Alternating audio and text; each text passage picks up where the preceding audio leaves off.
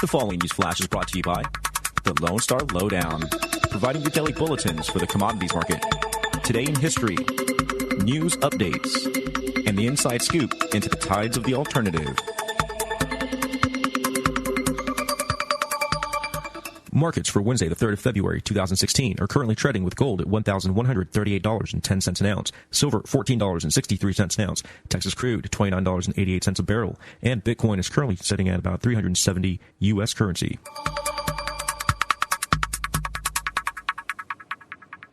Today in history, the year 1966, the Luna 9 Russian spacecraft became the first unmanned probe to achieve a soft landing on the moon, or any other planetary body for that matter. Also known as the YE-6, number 13, it was the first probe to transmit photographic data to Earth from the lunar surface. In recent news, Sandra Merritt, one of the two indicted with tampering with governmental documents in order to create fake driver's license in a plot with anti-abortion activists to obtain the undercover video footage exposing Planned Parenthood for selling human body parts, turned herself into Texas authorities today. She posted her $2,000 bond and was later released. However, the news conference that she was scheduled to hold afterwards was canceled. David Daleiden, the main activist behind the videos, plans to turn himself over to authorities tomorrow, his attorneys have stated. He does ironically face an additional misdemeanor charge related to the purchase of human tissue. Ironic because, if you recall, a grand jury in Houston, Texas, that had been tasked with looking into the wrongdoing by Planned Parenthood announced that it was indicting Daleiden and Merritt instead. The results for the Iowa caucus are as follows. For the Republican Party, Ted Cruz, 8 delegates, or 27.7%. Donald Trump, 7 delegates, or 24.3%. Mark Rubio, 7 delegates, 23.1%. Ben Carson, 3 delegates, or 9.3%.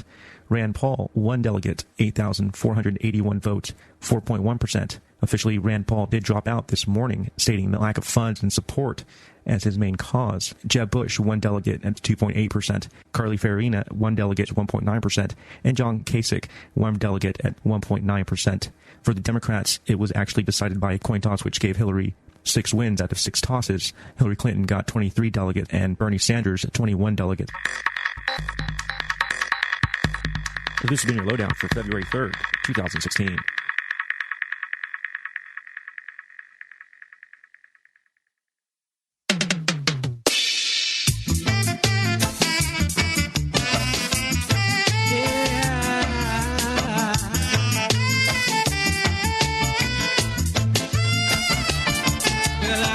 My remedy today. Okay, we are back. Randy Kelton, Rural Radio, and we're talking to Mark in Texas. And yeah, tax is not my area, but they're claiming that they had this loss, and because they had this loss, you had this gain. And I've heard people argue that before, but I didn't understand the issue because it's a matter of canceling losses. It would seem like you take the loss on losing the property, and that loss would more than outweigh what the 1099 attributes to you. I do have a question about Arkansas. Do they have, deficiency judgments there? That I'm not 100% sure of myself. I'm suspecting that since I have this, they're probably not going to come after me for that. It wouldn't have made any sense for them to do it. But what I was curious about is if this might actually be something that I could call actual damages on my FTCPA complaint. And that's a good point because, my logic earlier was that you lost the property and it would cancel this. But no, you lost the property and that's all your loss.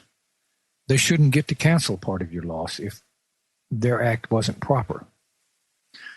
And one of the things about this is, I'm mixing you up with Chris's case. And this one was out of time. And how did the court get around out of time?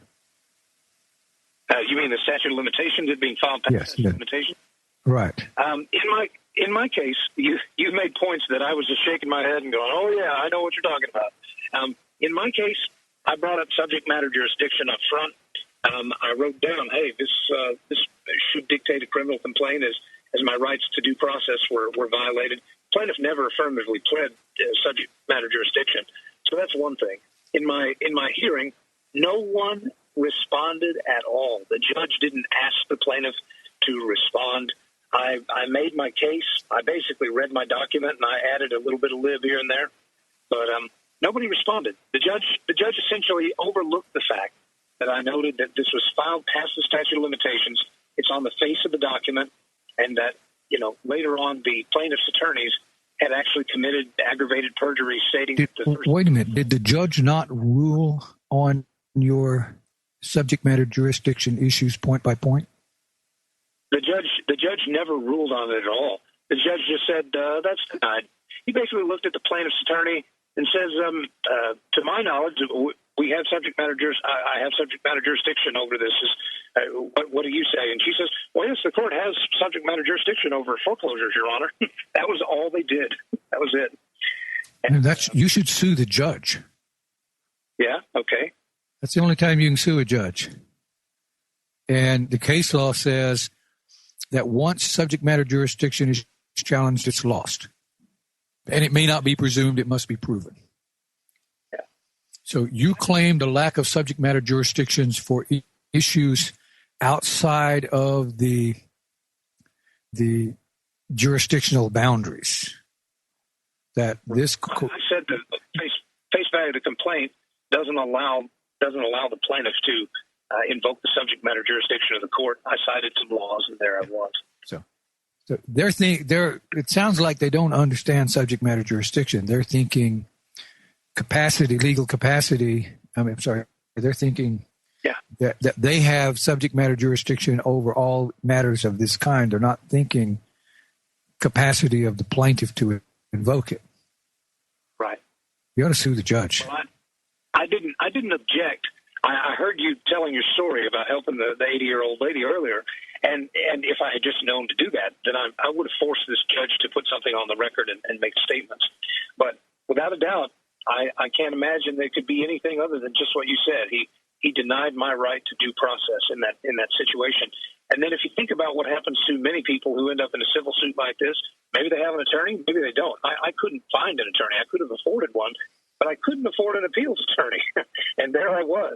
And essentially, I was just completely denied justice as far as that was concerned, unless I could figure out how to do it myself within 30 days. And I didn't worry so much about that because an attorney here and a very wise man that has a good radio show kind of bolstered that a little bit. But the attorney here in Austin that fights this stuff and wins quite a bit, he had told me, he said, if the court didn't have subject matter jurisdiction, the appeals court doesn't have subject matter jurisdiction either. You need a writ of mandamus. And so I got started looking into that. And I found that there had been a writ of mandamus against this judge in the past for something similar. So it makes it interesting. You might look at suing this judge personally. Yeah. You mean like he has a civil liability for what's happened? Or what do you mean? Only time you can sue a judge is when he acts without subject matter jurisdiction. Sue him in the federal court, sue him in your venue. I'm sorry, you said federal court and where? In your venue, where you live. I could sue him here in Texas? Yep. He deprived you of your due process rights by impersonating a judicial officer, and you live in Texas. And I can have the laws here work for me. I'll tell you, that sounds beautiful to me because it has been crazy ridiculous trying to find an FDCPA firm. FDCPA is federal. I would figure anybody could do it. There are people advertising that they do it. You get your attorney's fees paid. Why wouldn't somebody want to do that? And they tell me, maybe it is I'm not describing things appropriately. Maybe there's something that's tied to the fact that there's a judgment relative to the property in Arkansas. But what I've essentially said when I've talked to a few attorneys who aren't necessarily that interested, I said, I don't want to sue the plaintiff in this case. What I want to do is take letters that are violations of FDCPA within the 1-year statute of limitations, and I want to go after the servicer in this case, the organization that really created this fraudulent document in the first place. I want discovery from that lawsuit that's going to allow me to uncover the fraud, even though we're just looking for false and misleading and actual damages in excess of $250,000. So there I am. Doesn't seem like any of them are really interested. I'm probably going to have to do this myself. Probably. Yeah.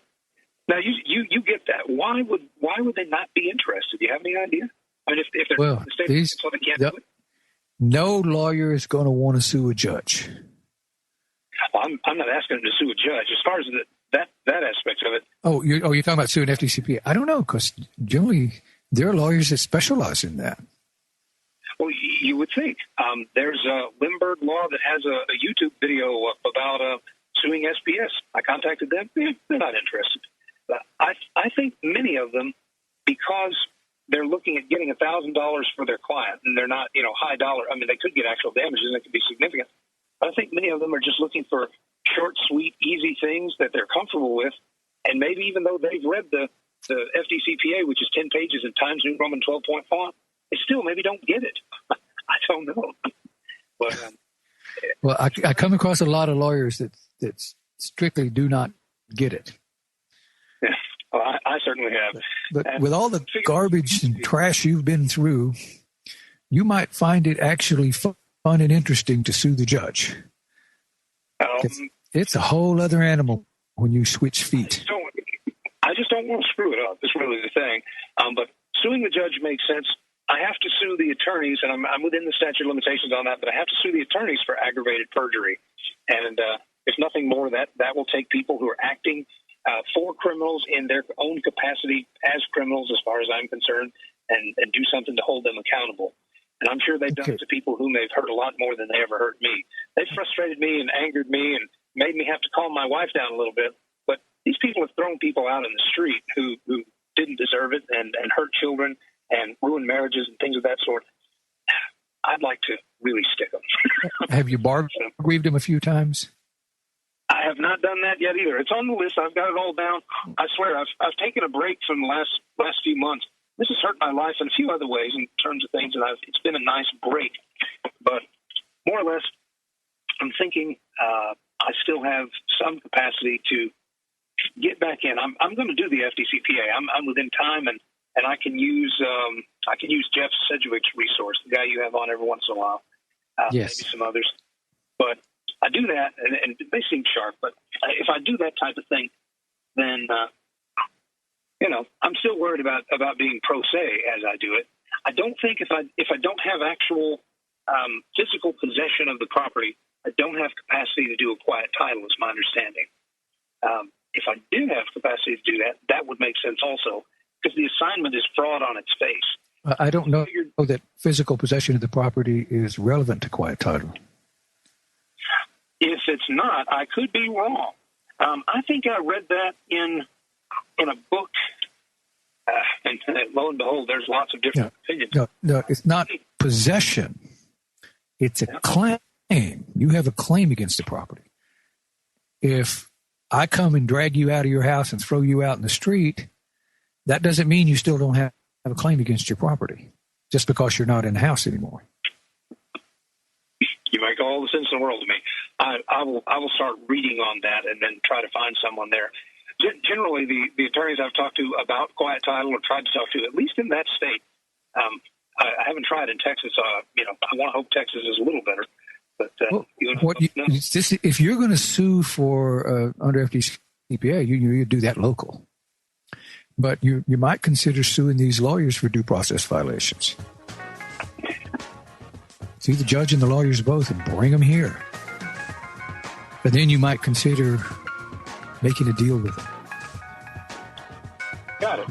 Because let me explain what I expect will be some of the politics when we come back. This is Randy Kelton, Root of Law Radio, or call-in number 512-646-1984. We'll be right back. Now. You are listening to the Logos Radio Network. The LogosRadioNetwork.com. Well, don't let nothing get to you. Only the Father can deliver you. So don't let bad mind people hurt you. Until Satan get behind you. Know what I mean? My friend. Okay, we are back. Randy Kelton, Root of Law Radio, and we're talking to Mark in Georgia. Mark in Texas. And politics. Okay. Judges protect judges. Sure. Federal judges really protect federal judges, but they don't protect state judges as much as they protect federal judges. And that sounds good. And lawyers are terrified of judges.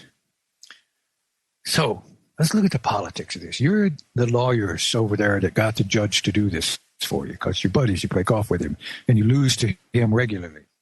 I had one lawyer in Florida tell me all you had to do is lose $500 to the judge in a golf on Sunday, and you win your case on Monday. So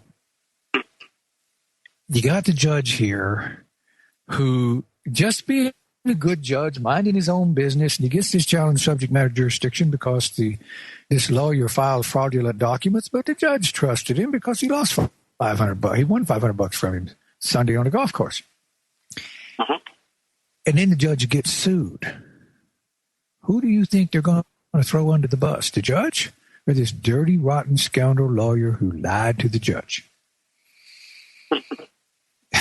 Now, that may not be how it actually happens, but I can almost guarantee you the lawyer is going to believe that. Lawyers are terrified of judges. It took me a while to understand that. They are terrified of judges. Judges can end their career just on a whim, and they know it. They can sanction them for any amount they want to, anytime they want to. So lawyers are absolutely beholden to judges. So if you sue the judge and craft your case in a way that indicates that you sued the judge because he followed what this lying lawyer told him, well, judges really, really don't like to be sued. They almost never get sued because lawyers will never sue them. That's why they hate pro ses, because every once in a while they come across the pro se from hell, the one who will sue them. A good chance you file against both of them. Good chance if you make an approach to the lawyer will try to make you a deal to get you to go away. I doubt that it'll hurt the lawyer much more having their insurance company pay off your settlement claim than it already hurt them getting the malpractice suit. Malpractice suit's going to sting them big time. I don't think paying off a claim is going to make it any worse. So good chance you could, and even then you might get the insurance company to come to you and pay it off. Yeah. And as I've gone to attorneys who supposedly do that, they say, well, you can't sue an opposing attorney for malpractice. Yes, you can. Yeah. That's not exactly true. I knew you were going to say that. They don't want you suing that attorney because they don't want this other guy suing them. When you start talking about suing attorneys, all attorneys get real nervous except for malpractice attorneys. But when you start suing judges, man, that's a whole other animal. I can't imagine any lawyer in his right professional mind suing a judge. Because, can you bar grieve a judge? Do what? Or the judges have immunity for what they do from the bench, and they don't suffer bar grievances, or can they? Oh, no, not bar grievances. They generally don't carry the bar card anymore once they become a judge, but they do suffer judicial conduct complaints. Yeah. And they have a bond rating. And a judicial conduct complaint, even if the judicial conduct, the Commission on Judicial Conduct tosses your complaint, it still affects their bond rating. It's all about the money in the end. And while they can throw out the complaint, they can't keep from notifying the insurance company of it. Okay. It hurts them anyway. It's like you getting a ticket. You just can't get around it. So that'll hurt them, but suing them, that'll really jack up their bond rating. Now, they'll almost certainly get the case against the judge tossed, but you don't care. A judicial conduct complaint, they're going to feel it. They're going to know it. It's something considerable. And then could there also be a civil action, civil suit? Absolutely. The only judge acts outside of scope. There's no immunity for acting outside of scope. If he has no subject matter jurisdiction, he absolutely has no immunity of any kind. And subject matter jurisdiction had to have been affirmatively pled in a hearing when it was challenged, and reasonable to say, if on the face value of a complaint in any court in this country, if that complaint is being filed past the statute of limitations based on the pleadings of the plaintiff, and that's exactly how it was, it's past statute of limitations, they need to establish that. Yeah, and whether it's a bar to filing or an affirmative defense, doesn't matter because you've made the affirmative defense. Mm-hmm. And so the judge can't claim jurisdiction. And they need to be sued. They need to find out. This could come back and bite you big time. Oh, that sounds great. If you will truly get justice, let me know. I'll help you put this together. What's that? And enjoy every minute of it. Oh. It goes to my ultimate outcome. I always know what I'm doing because I always know where I'm going. And I have an ultimate outcome, and it is my considered intent to place every judge in the country in a position such that when he steps up behind the bench and looks out across the bar at the gallery, I want him wondering, which one of those stinkers sitting out there in the gallery are waiting for me to render a ruling so he can run down to the grand jury and try to get me indicted. We get the judges in that position, we will have justice. In Old England, they used to cover the judge's chair with the skin of the last criminal corrupt judge they took off the bench. Well, we can't do that, but this is the next best thing. It's suing them. That's the only way you get them. Yeah. So if you'll do that, I'll work with you. I need to work out how to write those up anyway and do the research for them. Well, I'm going to put all this together. It seems that it behooves me to try to look for an honest malpractice attorney who actually doesn't tell me I can't sue the opposing attorneys for their aggravated perjury, and maybe I could work with that person. Just don't say one word about the judge then. Yeah, I won't talk about the judge because they're not going to do that. I know that. But as I look into it, do you have any kind of previous complaints that have won? Where should I look for that? Okay, well, it'll be easy to find the case law. There's a lot of it out there. Okay. So that's not hard. Finding where someone's actually won against a judge, that's hard.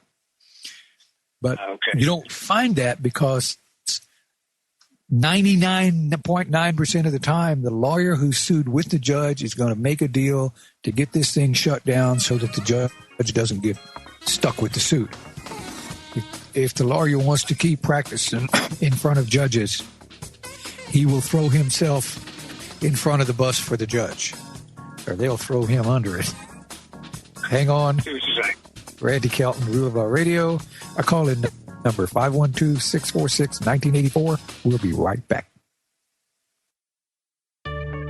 Do not pass go. Go directly to jail. That's what lawbreakers normally hear from courts, but in Alabama, one judge is offering offenders a unique option for punishment. I'm Dr. Catherine Albrecht, and in a moment, I'll tell you what it is. Privacy is under attack. When you give up data about yourself, you'll never get it back again. And once your privacy is gone, you'll find your freedoms will start to vanish too. So protect your rights, say no to surveillance, and keep your information to yourself. Privacy, it's worth hanging on to. This message is brought to you by StartPage.com, the private search engine alternative to Google, Yahoo, and Bing. Start over with StartPage. No country puts a bigger share of its citizens behind bars than the U.S. But in Bay Minette, Alabama, one judge is offering a novel alternative to jail. Go to church on Sundays. This only applies to people convicted of misdemeanors, and offenders must check in weekly with their pastor and the police. Then after 52 sermons, their cases are dismissed.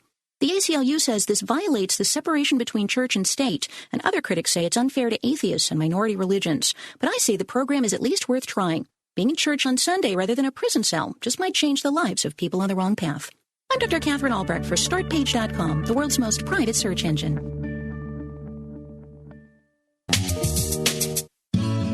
Live Free Speech Radio, LogosRadioNetwork.com.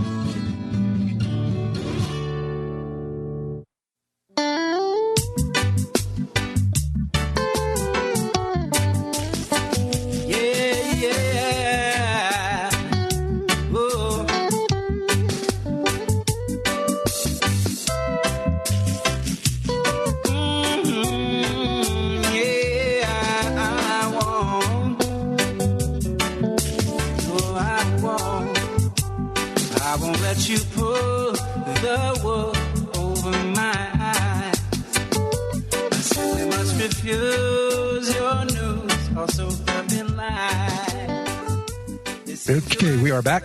Randy Kelton, Real Law Radio. We're talking to Mark in Texas.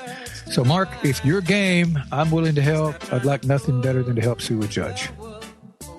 Oh, you better believe it. I would love to have your help. I'm really curious about one thing, and then I want to let you go because there's other people, I think, waiting. But I'm very curious about this.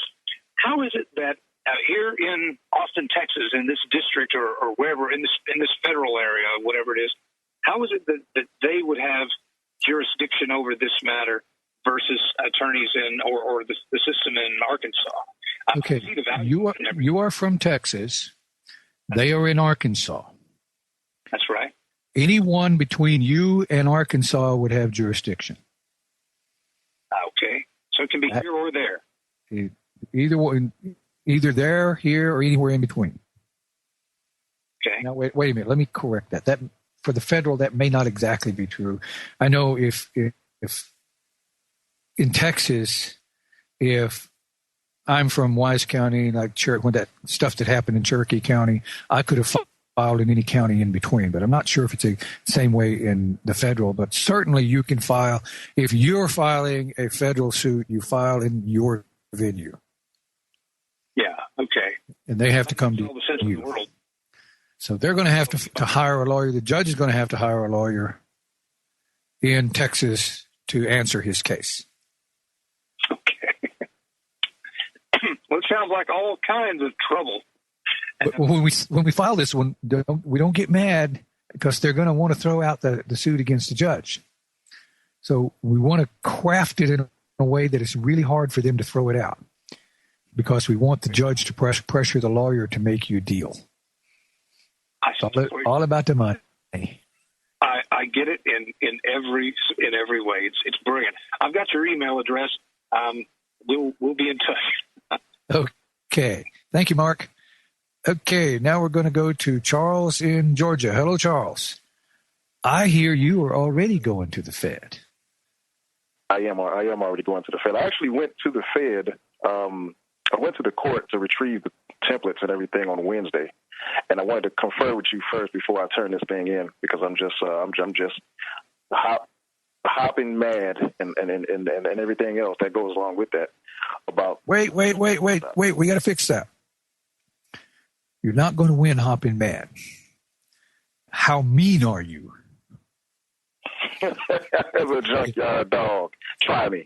Okay, mad causes you to react emotionally when they betray you.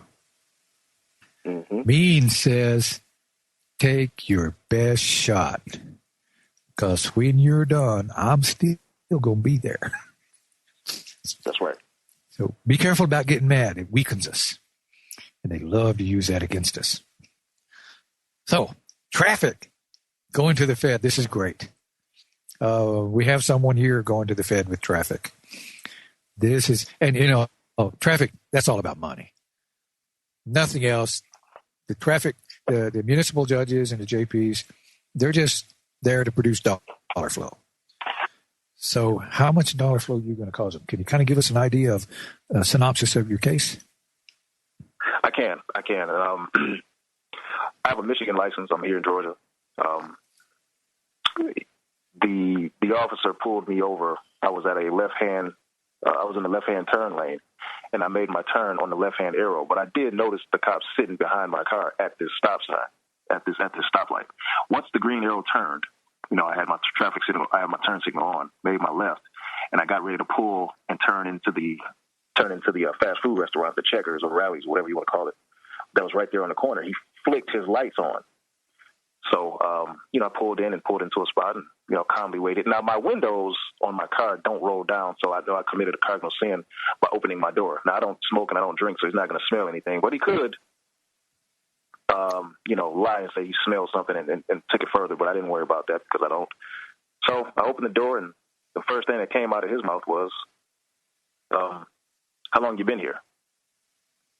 I don't answer questions like that normally. Normally, I don't answer questions like that. But on this day, I figured I would see how far he wanted to go with this. I was figuring he was going to give me a ticket, and I was going to be, on my way.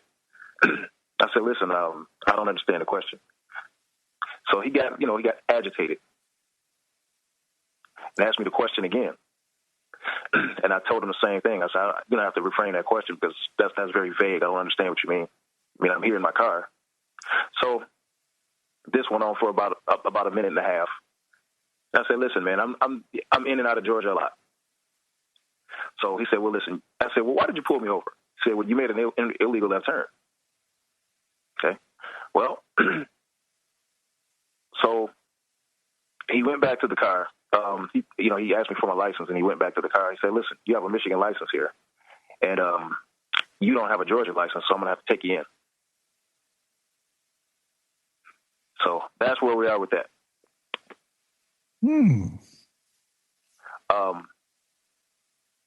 That's where we are. So, I have a ticket for not having a license when I do have a valid Michigan license. Whoa, wonderful. Did he give you a ticket for improper left-hand turn? Yes, he did. Yes, he did. He gave me a ticket for improper left turn and no license. And there's an actual statute here in Georgia that's called, no license. That doesn't have anything to do with being suspended. The license is the statute actually reads that a person not here, here for more than 30 days must get a Georgia driver's license. Well, you have to be here 30 straight days within the within the political lines of Georgia, 30 straight days. And then that's when this rule is invoked. So I want to know what spy they had here that was following me around for 29 straight days and did not know that I had left this state on the 30th day. That should get due process, because does the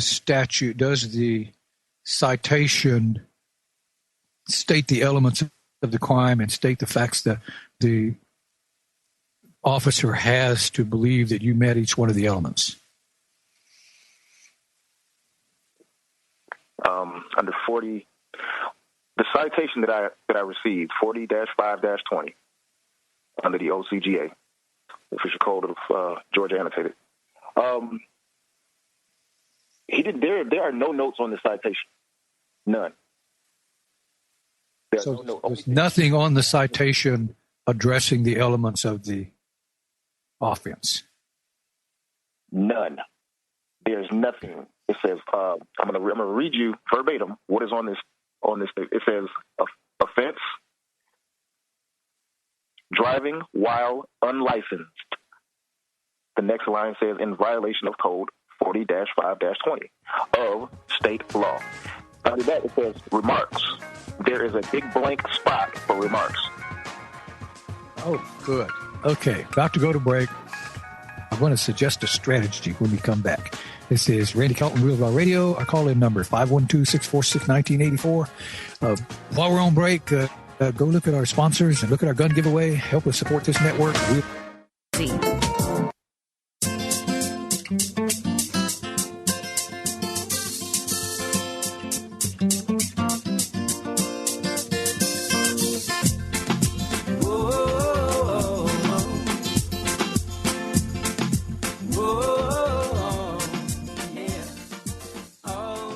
Okay, we are back. Randy Kelton, Real Raw Radio, and we're talking to Charles in Georgia. And the officer wrote the citation, and the citation on its face is insufficient. I would suggest you make up a criminal accusation against against the officer for tampering with a government document and aggravated perjury. Fill them out, date them, the date of the trial. You want to get this officer on the stand and ask him, did you see the Michigan license? And when he says, yes, he did, then you take out those two complaints. You take them and hand them to the judge and tell the judge that you want the judge to verify your affirmation and to take these complaints and act on them. Once he's made the statement, you don't want to give him any opportunity to recant.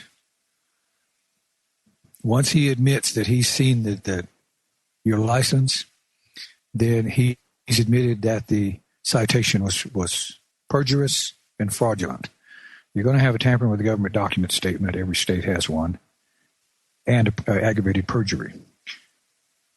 He tampered with a government document when he put a false statement on a government document that he knew to be false and intended that it be taken as true. When he presented that document to the clerk, he did so under oath. So it's a separate offense, the aggravated perjury. Does that make sense? Okay, that does. And you if the prosecutor extracts this information, if he tells the prosecutor that you had a Michigan license, then you move to strike the witness because the witness is before the court with unclean hands. And they take the complaints up to the judge. That ought to be fun. And then when the judge refuses to act on the complaints, then you ask the judge to stand down from the bench. You almost certainly have a shielding from prosecution statute in Georgia. If you don't have shielding from prosecution, you will most certainly have obstruction of justice.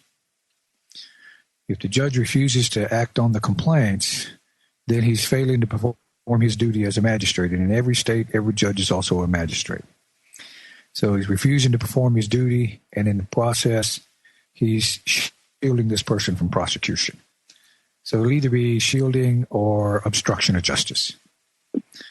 And if he says one word to you that you can in any way take as a threat, witness tampering, that's felony in every state. Then you go, this gets to be way too much fun. Then you take those complaints and you start walking up the line with them. If you're filing a federal suit, before you get to the federal suit, you want to have them set up. So when you go to the feds and tell the feds that this officer wrote out this ticket and he lied like a dog, and they're going to say, why would he do a thing like that when he knows he can get in trouble for it? And you're going to say, because he would do that because he knows he won't get in trouble for it. Everybody will protect him. And that goes to a nice RICO suit. They do this to you, and you can show this as institutionalized behavior. This is an ongoing enterprise strictly for the purpose of collecting income. Does that sound like fun? It does. It sounds like a lot of fun. Yeah, I'm thinking, when you get to the federal court, they're going to be thinking, did you exercise all your remedies? And by going to the sheriff and asking the sheriff you don't ask the sheriff to arrest the officer. Is the officer a municipal police officer or county sheriff? Municipal. Oh, perfect. I'm sorry. This is perfect. So you go to the municipal court, give them to the judge, and he's going to refuse to take them. And if you're real ambitious, you take them to the mayor because he's also a magistrate. And when he says, oh, well, you need to take those somewhere else, what you take somewhere else are the complaints against the mayor.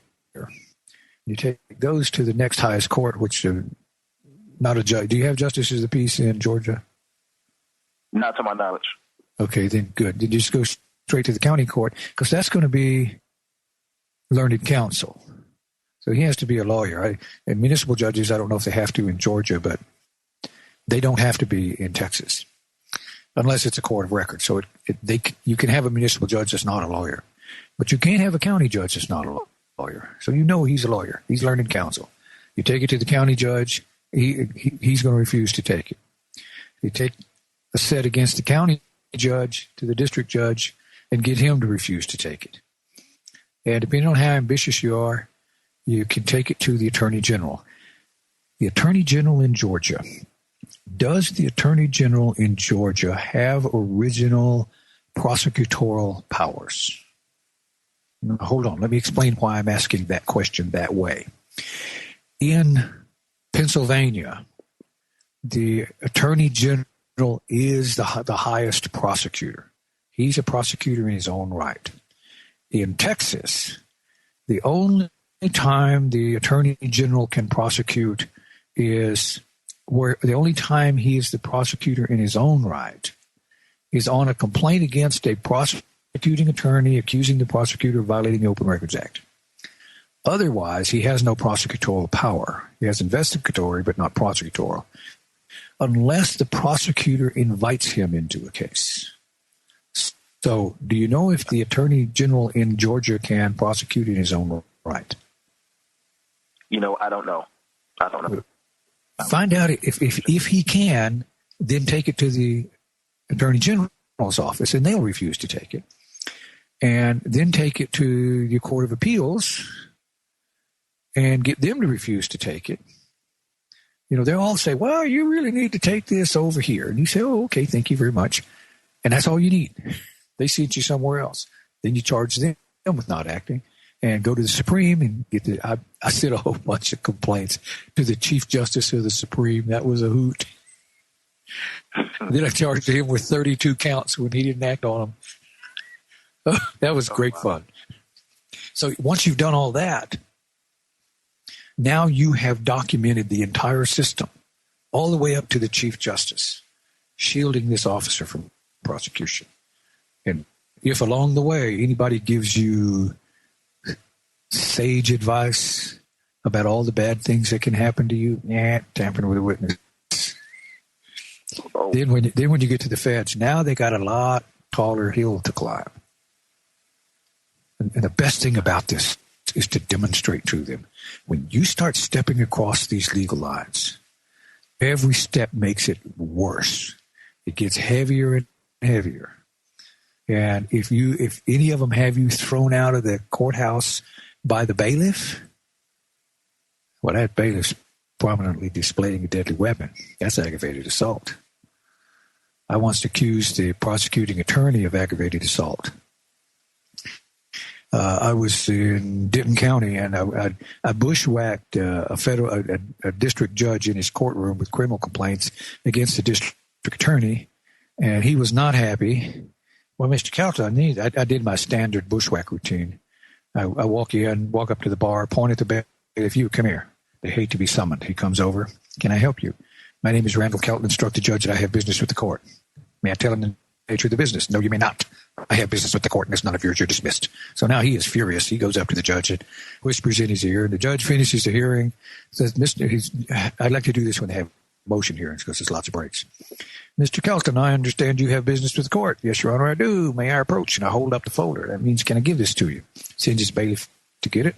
He opens it up. He's looking at criminal complaints against the district clerk for failing to give criminal complaints against the district attorney to the grand jury. And the judge said, well, Mr. Kelton, normally I'd give these to the district attorney, but since he is accused, that I don't think I can do that. I said, yes, Your Honor, if you gave that to the district attorney, I'd consider that a criminal act. Oh, you would, Mr. Kelton. Yes, Your Honor, I would. So, Mr. Kelton, what do you suggest I do with him? I said, well, you're a high-level judge and a learned counsel. I figured you'd come up with something real interesting to do with him. Well, I'll just give him to the foreman of the grand jury. Thank you very much, Your Honor. And then they weren't verified. So I said, normally the clerk does that. Well, I don't have one here. So I had to go across the hall and get the district attorney's office to do it. Well, they were not happy. The head of their criminal section tried to throw me out of the office, and I'll finish that off real quick on the other side to show you where this goes. When they start using their authority to push you around, when you're the one down there filing complaints, it gets real heavy real fast. Randy Kelton, Rule Radio. A call-in number, 512-646-1984. This is top of the hour break, so it's a good time to go to logosradionetwork.com and check out our sponsors and our gun giveaway and help support us. We'll be...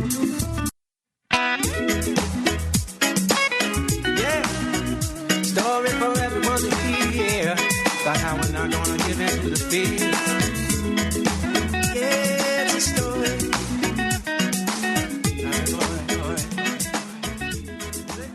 Okay, we are back. Randy Kelton, Rule Radio, and we're talking to Charles in Georgia. I'll make this real quick. I went over to the district attorney's office to get a district attorney to verify my criminal complaints, and sent out a young guy, and he said, I can't sign these. He said, I'm just a peon around here. And I said, what's the matter, chicken? Darn right. And I thought, I like this guy. So they got the head of their criminal section to come out. And he said, I'm not going to sign these, and just threw them at me. And papers went everywhere, and I'm picking them up. And I said, is there any good reason, any special reason, or you just PO'd today? I'm just not going to sign them. I said, okay. So I go to the clerk. I said, ma'am, have you got a attorney who's literate? Huh? You got one who can write? I need one to verify these criminal affidavits in accordance with their duty under Article 2.06 Code of Criminal Procedure. And Roger Jones, the head of their criminal section, said, Mr. Kelton, you are not welcome here anymore. I turned around and said, well, Mr. Jones, I feel disparaged. You're going to hurt my feelings. Mr. Kelton, you're going to have to leave the building. And I knew I shouldn't have done it, but I just couldn't help myself. I said, I tell you what, Mr. Jones, if you'll just bend over while I'll pull that wild hair out of your behind for you, and you and I go back to treating one another like mature and responsible adults. But he just kind of froze in his tracks. He's got about 10 of his underlings behind him, and they all got their fingers in their mouth trying to keep from busting out laughing. And Mr. Cox steps out the door, the head of their head investigator. Now, I knew him, ex-Navy SEAL. This first time I looked at him, I said to myself, don't mess with this guy. He's got that calm look about him. He'll tear your head off. So I said, well, hello, Mr. Cox. Hello, Mr. Kelton. I said, Mr. Cox, I pointed at his pistols. I see you're packing.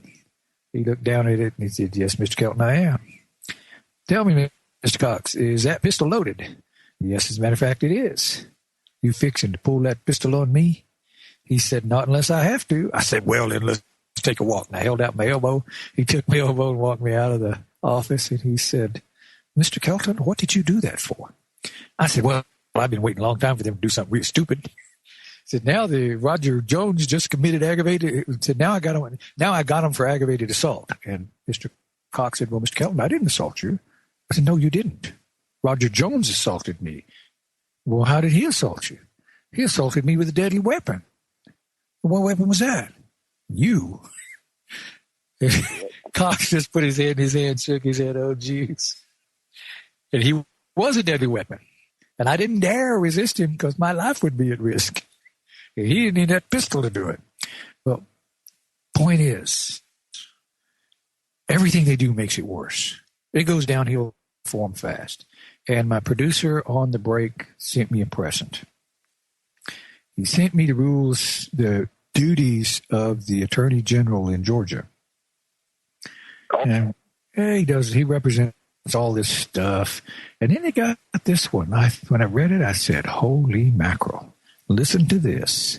It's the duty of the Attorney General to prosecute any state officer or other person or entity for violating any criminal statute while dealing with or for the state.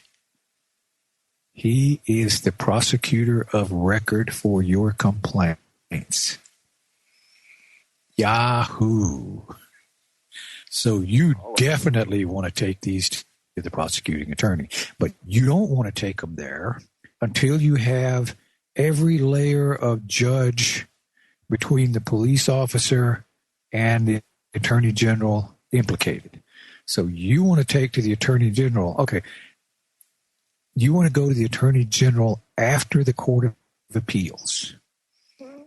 When they refuse to act on it, then you go to the attorney general. And when he refuses to act on it, you go to the Chief Justice of the Supreme with criminal complaints against the attorney general for not taking criminal complaints against the Court of Appeals, for not taking against the district, against the county, against the municipality, against the mayor.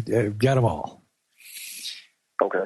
The attorney general is going to, with this requirement, the attorney general is going to be the most vulnerable. I wish we had that in Texas. That is good. He is a special prosecutor in this instance.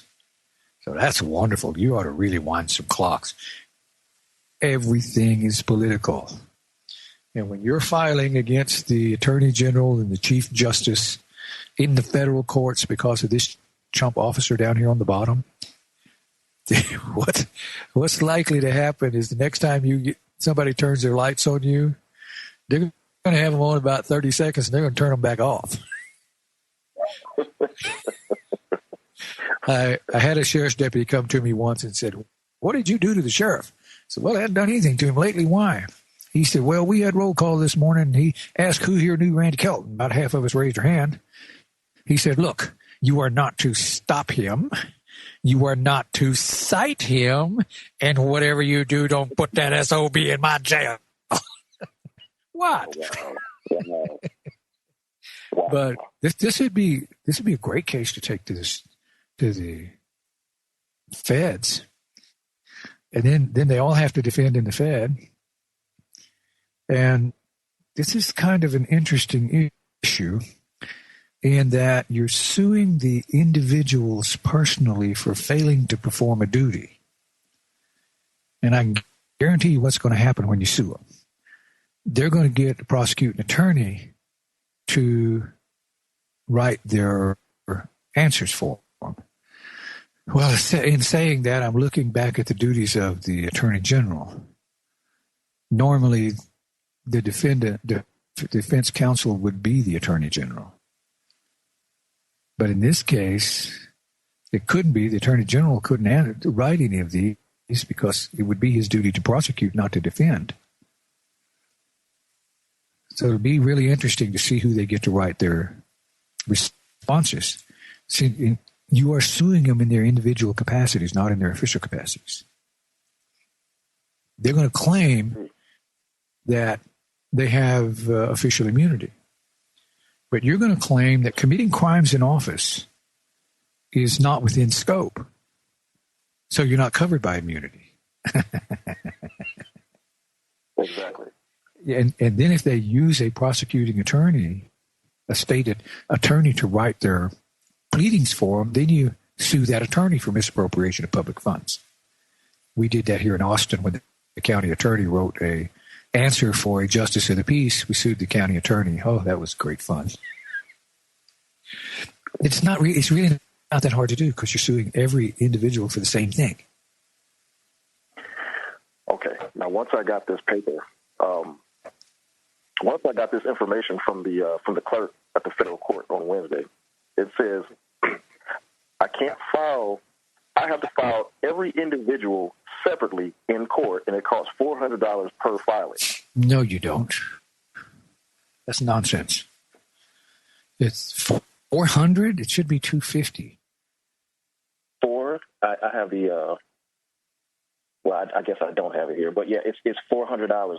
It's going to be $400 for me to file this civil tort claim here in the northern. Well, okay, if you file RICO, that's one suit. Or even if you file an ongoing criminal conspiracy between all of them to protect one another, you don't file against each one of them for doing what they did separately.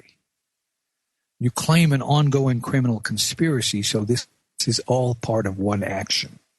That ties it all together into one suit. Okay, great. So they're going to tell you crapola to keep you from filing because they don't want you to, especially if you're pro se, they don't want you in their courts. Yeah. So, but if you name them all as part of an ongoing criminal conspiracy, if you don't want to do RICO, you can do ongoing criminal conspiracy between all of them to shield from prosecution. That would be enough to get them.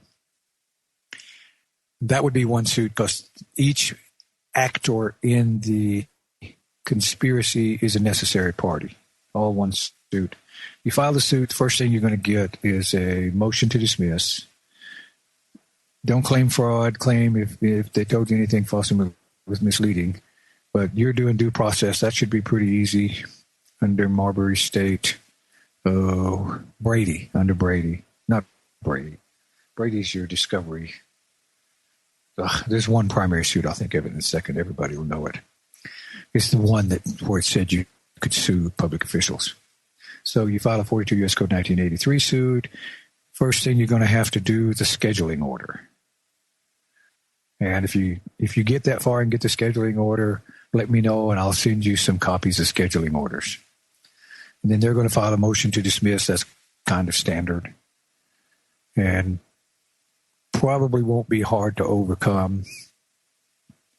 But once you get it filed, then you want to talk to them about a deal. Make sure you ask for a lot of money. A lot. Well, what are your rights worth to you? I was denied access to a court a while back, and I was talking to a lawyer that we use for something else, and I want to take them on. And, well, how much? A lot. Well, all they did was deny you access to a court. And I said, well, maybe that's not a big deal to you, but I paid heavy for these rights. That is a really big deal for me. So I want big money. So ask him for big money. You can always negotiate it down. Hang on, Randy Kelton, Rule of Law Radio. Martin, I see you there. We'll get to you here shortly. Our call-in number, 512-646-1984. Make sure you check out our sponsors. We are struggling to get enough funds to keep this thing going. And for some reason, it's pretty slow this year, so we can sure use all the help we can get. If you find value in what we're offering, help us out with a little back. We'll be right back. This is the Logos Radio Network.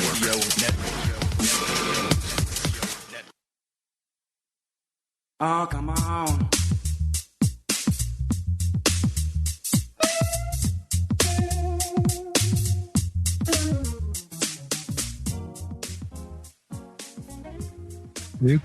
Okay, we are back. Randy Kelton, Real Law Radio, talking to Charles in Georgia. $400. There is the option of filing for inability to pay. And I have that paupers here. I have that.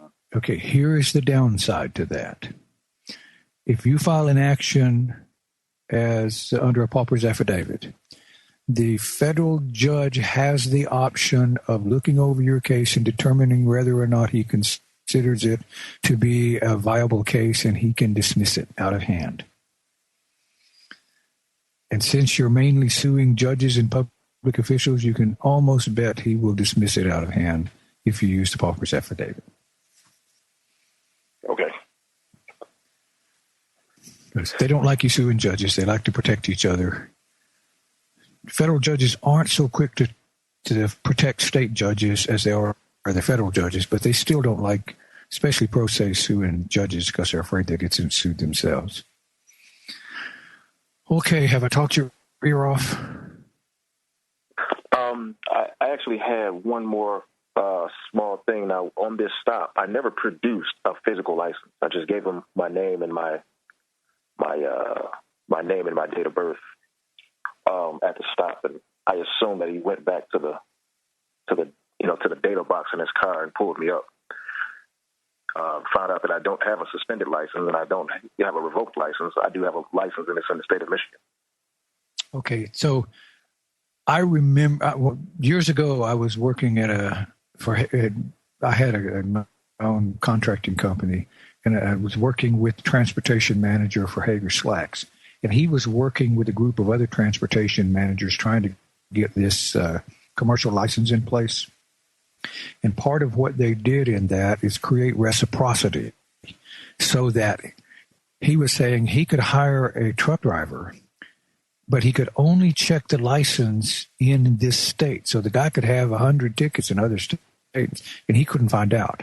And that was one of the things they put together is reciprocity. So this officer should have been able to find your license no matter what state it was in. Did you tell him you had a Michigan license?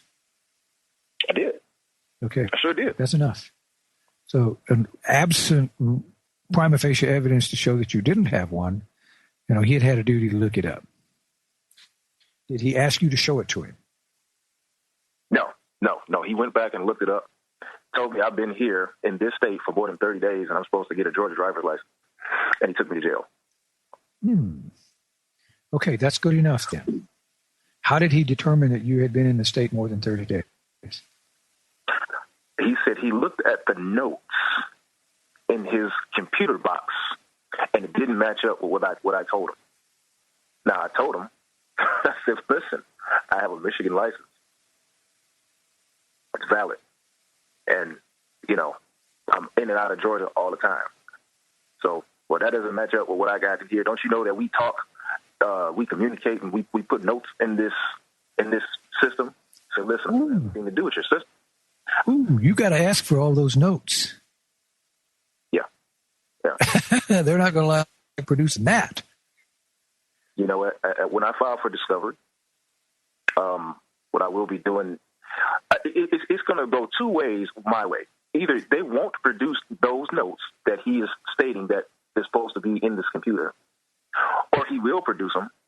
And no matter what is on them, nobody has been, nobody has put a personal spy on me for 29 days and verified that I've been here for more than 30 at a time.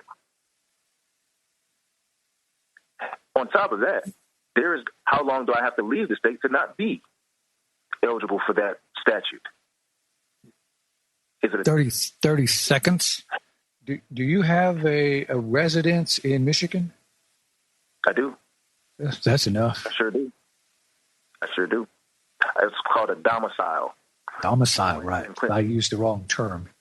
You're domiciled in Texas. I mean, in Michigan, you may have a temporary residence in Georgia, but you're domiciled in Michigan.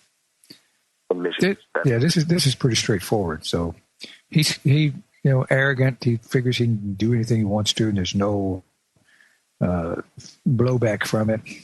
So you and Scott Richardson, he's the one that just filed against the judge for yelling at him in court. Oh, wonderful! So this will be good. This is what we need to do, and I think you'll find it more than worth the cost and the time and the education you get. And there's a good chance they'll come to you. And oops, almost made a boo-boo. You have to give them notice and opportunity.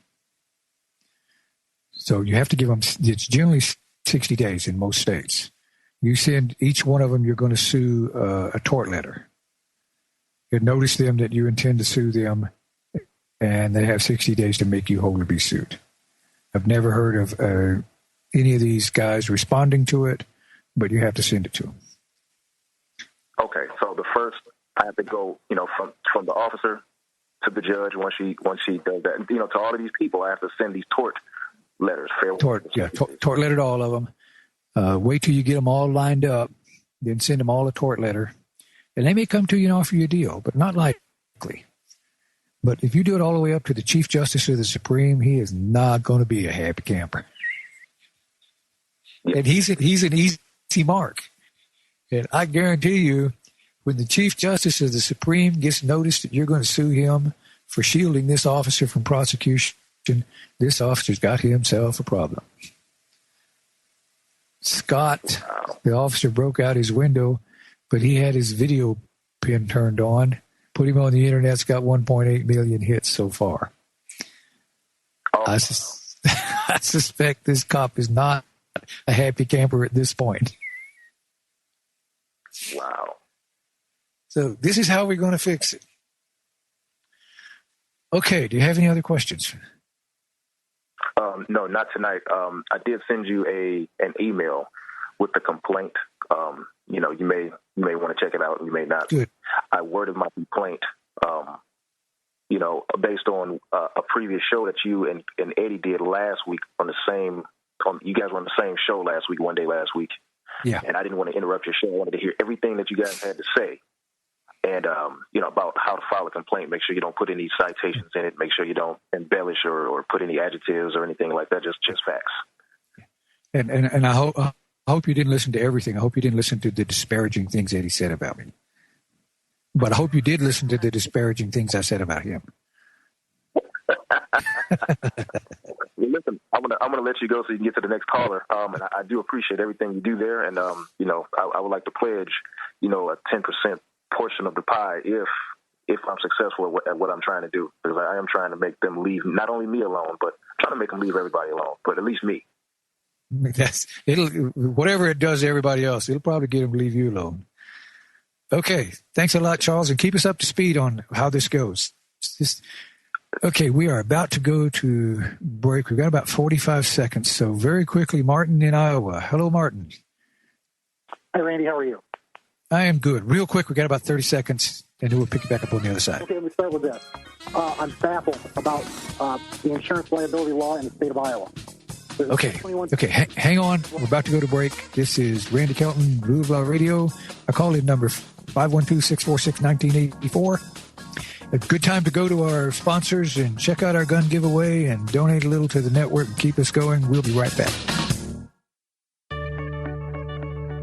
The world's richest woman says in order to get rich, you have to think rich. Okay, but how exactly do you do that? I'm Dr. Catherine Albrecht, and when I come back, I'll explain how rich people think differently from everyone else.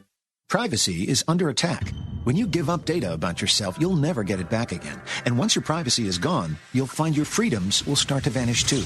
So protect your rights, say no to surveillance, and keep your information to yourself. Privacy, it's worth hanging on to. This message is brought to you by StartPage.com, the private search engine alternative to Google, Yahoo, and Bing. Start over with StartPage. To many wealthy people, such as Gina Reinhart, the world's richest woman, making lots of money is all about cultivating a mindset, a rich mindset. So what is that?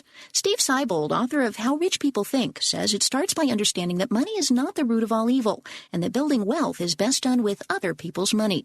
The rich, he writes, are prepared to take risks to get rich. They'd rather be educated than entertained. They focus on earning rather than saving, and they view selfishness not as a vice, but as a virtue. Gordon Gekko, eat your heart out, I think. I'm Dr. Catherine Albrecht for StartPage.com, the world's most private search engine. We'll be kidding about chemtrails. You are listening to the Logos Radio Network. LogosRadioNetwork.com. I see two.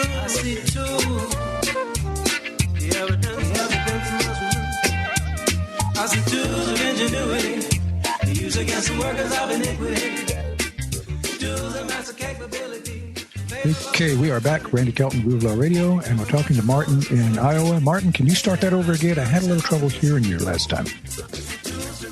I've actually got three things I want to ask you about. The first one, I've got friends that got hit with a no insurance ticket. And there's all kinds of problems with the stop in itself and this, that, and the other. Okay, hold on. Can you move the mic a little bit away from your face? Maybe down by your chin. The mic seems to be distorting. Can you hear me better, Randy? Oh, much better. My bad. I was trying to get I climbed into it so you could hear me better, and it worked backwards. But, all right. For my friends I'm trying to help, they were pulled over for a dim headlight, asked to present license, etc. They gave them their insurance card, which was valid. This new gung-ho cop ran their insurance on some database where, unbeknownst to my friends, their bank account had not paid a recent one, so it was just past the grace period, but it showed as being in a state of lapse. Now, that was a curiosity to me, number one. If they showed a valid card, shouldn't that have just taken care of the issue there in itself? Maybe you have a cause to look it up in a database.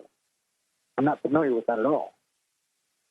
But being as that it's may, in the Iowa Code, Section 321.2b states you got to have insurance.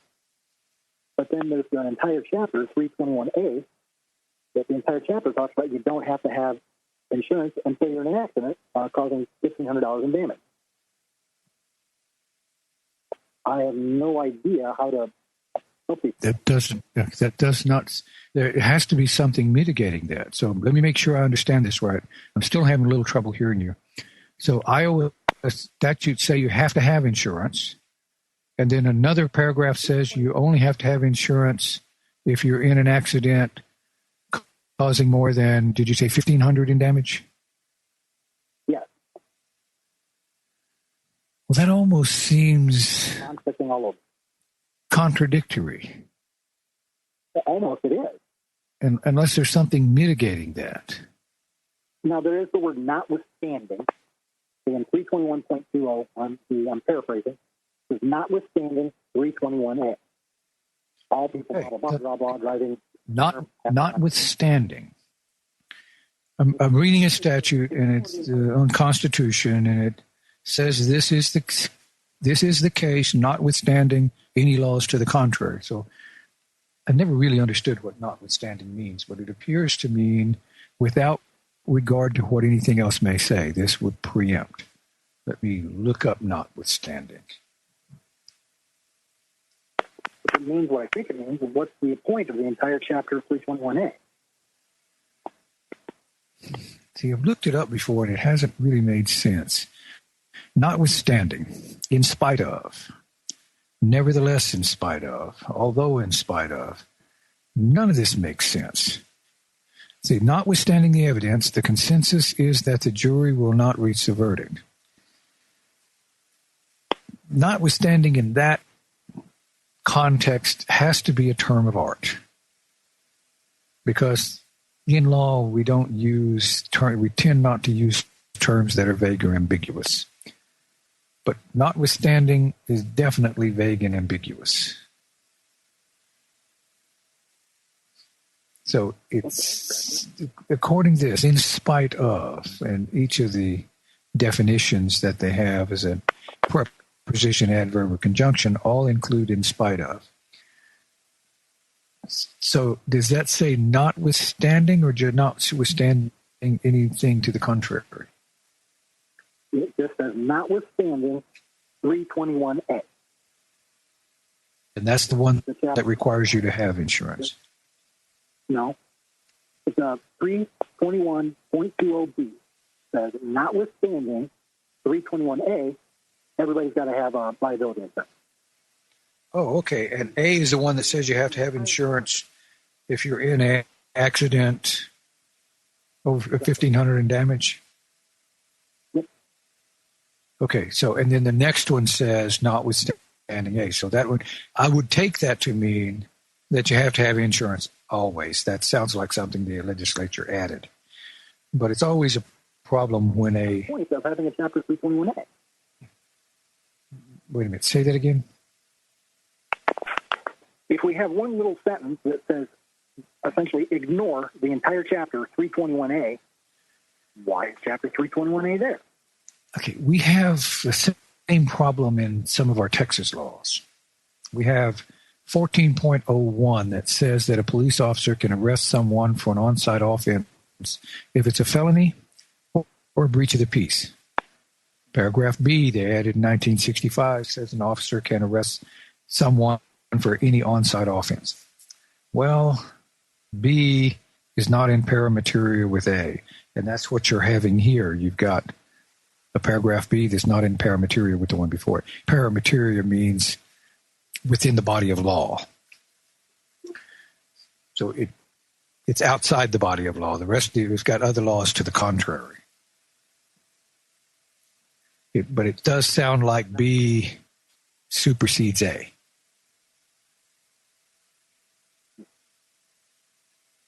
That makes sense in my head, that's for sure. The best I can tell. So all right. Now, so I didn't get all that. Did the officer look up in the insurance and find that it was expired? Yes. Oh, okay. That card, and they weren't even aware that the last premium had lapsed. As a rule, if I was like everywhere else, if your insurance expires, you have a certain number of days to reinstate it, and you take it down and they'll dismiss. Is that like 2 days? 2 days. That's pretty short.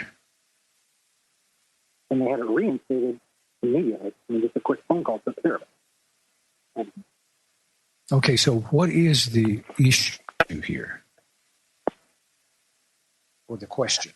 It seems to me there's got to be something in there that is a double word of art kind of deal. My understanding is they can't compel you to have insurance coverage because you can't force somebody to get into a contract with a third party, correct? Yes. And this is probably not one we can get out of on the travel issue either, because if you have a license, then you can operate in commerce. So you would have to meet these requirements. So I don't think we can get out from it under that. But what is your ultimate? I really didn't get a question there, and maybe it's part of having a little trouble here understanding you. I hear you fine. You're plenty loud. No. I'm just having a little trouble. So you had is it your question about their right to demand that you have insurance? Is that the issue?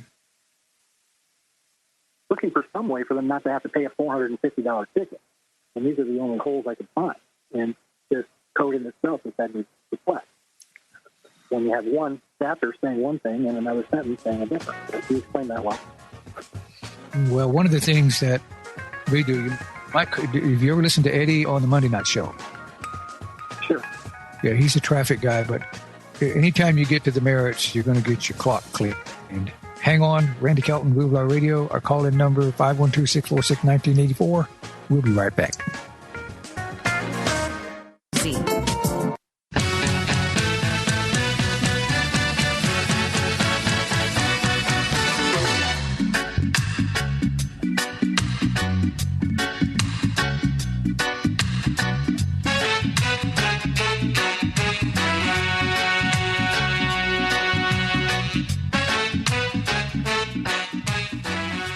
Okay, we are back. Randy Kelton, Blue Blah Radio, and we're talking to Martin in Iowa. And Martin, anytime we go to the merits, we get our clock cleaned. Have you looked at the... Wait a minute. What was the original probable cause for the stop? Manufactured. It was ridiculous. A dim headlight. I'm not even sure what that means. But... A dim headlight. Mm-hmm. That would... That is one of the... Even then, that's arguing merits. Have you read the statute on headlights? Yeah. What does it say? It must be sufficient. You must have two headlights that are sufficient to illuminate on high beam a person 500 feet away. Okay, because that's kind of what Texas said. Texas used to say it must have at least two lamps lighted to the front. At least one of which must be white, and that's to cover motorcycles. See, a person 1,000 feet on high, 500 on low. So there was no question the other high beam, the other light was working perfectly. Yeah, they were both well. Just one not white and bright. So he's just saying one's dimmer than the other. You could try that, but this is traffic court, and they're all about collecting money. So you might look at challenging the validity of the stop, challenging the applicability of the statutes, and then get her to make a deal. It's all about the money. If they think you're going to cost them more money fighting it, they might make her a much better deal. Oh, let's hope so. If you try to beat it on the merits, you get to the discretion of the judge, and he's always going to rule against you. At least that's been my experience. They're not interested in right, wrong, just, whatever. They're interested in dollar flow. And the only way you're going to beat them is show you're going to cost them more than they will make. My last one, the judge said, "Is the prosecution ready?" And the prosecutor said, "No, Your Honor, prosecution is not ready. Case dismissed." "I object." "Mr. Kelton, you can't object to me dismissing." I said, "Yeah, I can. We were just about to get to the fun part." They knew I was going to cost them more money than they could ever make from me. That's if you're going to beat them, that's primarily the way you're going to do it. But calling Eddie on Monday night, he may know something I don't, because he primarily does traffic. I don't do traffic. Okay. Thank you. We got one more caller, and we're running out of time. Thanks, Martin. Okay, now we're going to Betty in Texas. Hello, Betty. Hi. I wanted to know where the new judicial complaint and the new bar grievance, where did you put them? You said you were going to make up new ones. I did make up new ones. I've been trying to find them. And I was going to put them on jurisprudence.com. And I'm looking back in my memory, and I don't remember that I actually did that. I may not have, because at the time I had some viruses on my server. First time it was some jerk in Kiev, and the second time it's some guy in China that's putting viruses on my server. But I've got it cleaned up now, and I'm glad you brought that up. I will load those two up, and if you go to jurisprudence.com, top frog on the right goes to Documents and Research. You click that, and there'll be a folder for blanks. I'll put them in the blanks folder. but I'm working on getting bargrievance.net back up. I don't own the bargrievance.net anymore, but somebody else said they had it and was going to assign it to me. But I have bargrievances.net and .com. So I'm working to get that back up. It's just a lot of work, and I've got so much coming at me, it's hard to get it all done. But I have been digging through. I got my server cleaned out so I can work my server again, start loading things up. And I've been digging through the files I have in there, so I may have one of the questionnaires in a shape that I can put it on the website. I won't have one right away that will actually write the bar grievance. Oh, you're in Texas, so good. All you have to do, the grievance form that I have is a PDF fill in the blanks. So that should be pretty simple. When I put up the standards, the thing I'm doing with the standards is I've taken the American Bar Association model standards, and all but 3 states have adopted these standards. I've taken those and converted them into a questionnaire. And as a questionnaire, it allows you to mine through the codes really fast. I can pretty well get you to any single grievance within 4 questions. So you can just walk right through the standards to find the one you need. And with that blank form, once you've found the grievance, there's the section in there for you to state what the lawyer did. Read the standard and write your complaint in the verbiage of the standard. Now, they tell you not to include case law or statutes in your complaints, but I don't care what they say. I put them in anyway. So do you have some lawyers you want to sting? Yes, but mainly judges. Oh, that's even better. I'll have the judicial conduct. We wait to write up some for a judge using a forgery to remove a person from a homestead. And they didn't have... Okay, hold on. Was this a foreclosure or some other type of removal? Just getting me out so they could sell the homestead. Wait a minute. How did they get him out? Was it eminent domain? No, they used a forgery of a neighbor that stated that I had destroyed some bushes.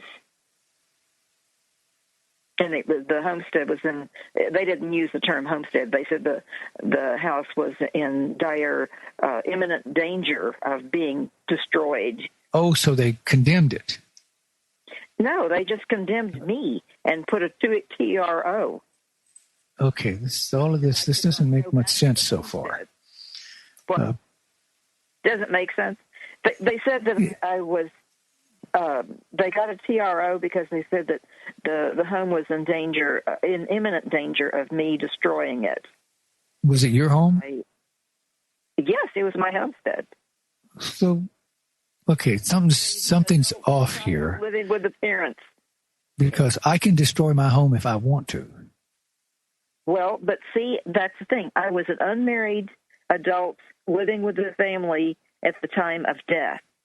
And under the probate law, Texas probate, I had full rights for everything in the house and the property for me to enjoy. Did you have was it in a will? Yes, it was in the will, but I got everything, and the judge did not let me give evidence, which is necessary, and my attorney was in on it. He said, oh, well, the other side isn't here, so don't worry about your papers and your evidence. And then they started asking me about my social life, and I was perplexed. And so then they came back later and said, oh, well, you didn't prove up the will. So sue the lawyer. Sue the lawyer. Okay. Yeah, this sounds like the lawyer threw you under the bus. Well, he definitely did. It doesn't sound like the judge acted improperly. It sounds like the lawyer did. But probate and family are the most corrupt. In probate, the lawyers get together and see what they can do to steal the entire estate. So I'd suggest you sue the lawyer. Judicial conduct and bar grievum, definitely. But if the lawyer advised you not to produce evidence and then you lost the case because you followed the lawyer's directions, sue the lawyer for 3 times what you lost. That'll break him from sucking eggs. But the judge appointed a temporary administrator, and that person used the forgery. Okay, hold on. We're about out of time. If you'll call back in next Thursday, call in earlier, and if there's a forged document, you can get that rendered void. It is void as a matter of law, so you might be able to get everything turned over. Okay, we are out of time. Randy Kelton, Rule of Law Radio. Thank you all for listening. We'll be back Monday night. We'll be back Thursday at 8 o'clock and then again Friday at 8. Thank you all for listening, and good night.